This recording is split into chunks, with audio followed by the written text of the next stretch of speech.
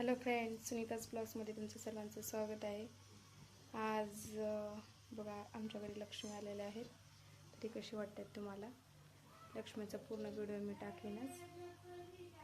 काल ह्या टायमाला लक्ष्मी आणण्याची घाई होती. आज बघा बसलेले आहेत. हे बघा आमची पहिली लक्ष्मी. कसं वाटते, कसे सजवले ते जरूर सांगा. हे बघा आमचा गणपती बाप्पा दोन्ही बहिणींच्या मध्ये बसलेला आहे. आणि हे बघा दुसरी लक्ष्मी आमची. बघा मस्त वाटते ना.